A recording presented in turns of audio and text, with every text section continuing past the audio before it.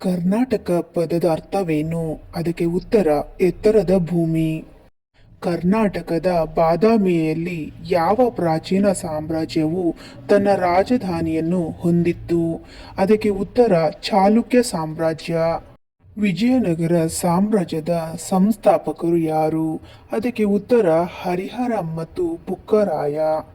ವಿಜಯನಗರ ಸಾಮ್ರಾಜ್ಯದ ಪತನಕ್ಕೆ ಕಾರಣವಾದ ಯುದ್ಧ ಯಾವುದು? ಇದಕ್ಕೆ ಉತ್ತರ 1565ರಲ್ಲಿ ತಾಳಿಕೋಟ ಕದನ.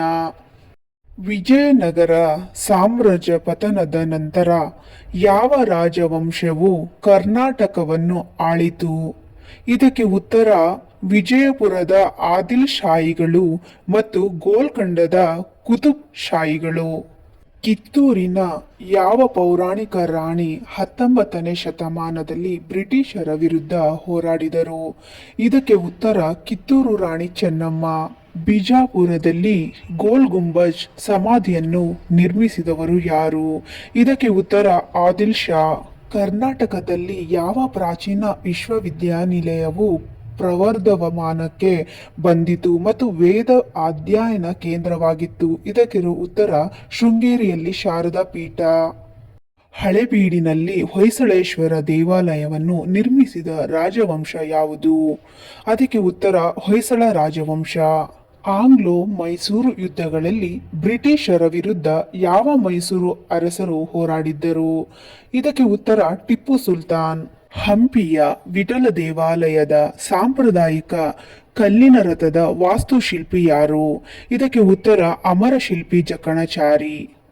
ಯಾವ ಬಹಮನಿ ಸುಲ್ತಾನನು ಕರ್ನಾಟಕದಲ್ಲಿ ಬಹಮನಿ ಸುಲ್ತಾನರನ್ನು ಸ್ಥಾಪಿಸಿದನು? ಅಲ್ಲಾವುದ್ದೀನ್ ಬಹಮನ್ ಶಾ. ಕರ್ನಾಟಕದ ಇತಿಹಾಸದಲ್ಲಿ ತಲಕಾಡಿನ ಶಾಪದ ಮಹತ್ವವೇನು? ಇದಕ್ಕೆ ಉತ್ತರ ಇದು ಒಡೆಯರ್ ರಾಜವಂಶಕ್ಕೆ ಶಾಪ ನೀಡಿತು ಎಂದು ನಂಬಲಾಗಿದೆ. ಭಾರತದ ಅತ್ಯುನ್ನತ ನಾಗರಿಕ ಪ್ರಶಸ್ತಿಯಾದ ಭಾರತ ರತ್ನವನ್ನು ಪಡೆದ ಮೊದಲ ಮಹಿಳೆ ಯಾರು ಮತ್ತು ಕರ್ನಾಟಕದಿಂದ ಬಂದವರು ಯಾರು? ಇದಕ್ಕೆ ಉತ್ತರ ಮೋಕ್ಷಗುಂಡಂ ವಿಶ್ವೇಶ್ವರಯ್ಯ. 10ನೇ ಶತಮಾನದಲ್ಲಿ ಕನ್ನಡ ಸಾಹಿತ್ಯಕ್ಕೆ ನೀಡಿದ ಕೊಡುಗೆಗಳಾಗಿ ಯಾವ ರಾಜ್ಯವು ಪ್ರಸಿದ್ಧವಾಗಿದೆ? ಇದಕ್ಕೆ ಉತ್ತರ ರಾಷ್ಟ್ರಕೂಟ ಸಾಮ್ರಾಜ್ಯ. ಉತ್ತರ ಭಾರತದ ದೊರೆ ಹರ್ಷವರ್ಧನನನ್ನು ಸೋಲಿಸಿದ ಚಾಲುಕ್ಯ ದೊರೆ ಯಾರು?